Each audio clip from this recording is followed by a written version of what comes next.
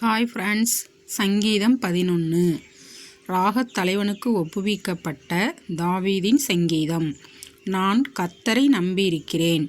பின்னை ஏன் நீங்கள் என் ஆத்துமாவை நோக்கி பட்சியைப் போல உன் மலைக்கு பறந்து போ என்று சொல்லுகிறீர்கள்? இதோ துன்மார்க்கர் வில்லை வளைத்து செம்மையான இருதயத்தார் மேல் அந்தகாரத்தில் எய்யும்படி தங்கள் அம்புகளை நாணிலே தொடுக்கிறார்கள்.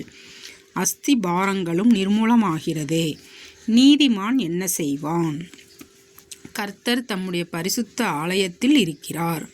கர்த்தருடைய சிங்காசனம் பரலோகத்தில் இருக்கிறது. அவருடைய கண்கள் மனுபுத்திரரை பார்க்கிறது. அவருடைய இமைகள் அவர்களை சோதித்தருகிறது. கர்த்தர் நீதிமானை சோதித்தருகிறார். துன்மார்க்கனையும் கொடுமையில் பிரியமுள்ளவனையும் அவருடைய உள்ளம் வெறுக்கிறது. துன்மார்க்கர் மேல் கண்ணிகளை வர்ஷிக்க பண்ணுவார். அக்னியும் கந்தகமும் கடுங்கோடை கொந்தளிப்பும் அவர்கள் குடிக்கும் பாத்திரத்தின் பங்கு. கர்த்தர் நீதியுள்ளவர், நீதியின் மேல் பிரியப்படுவார். அவருடைய முகம் செம்மையானவனை நோக்கியிருக்கிறது. ஹல்லேலூயா, ஆமேன்.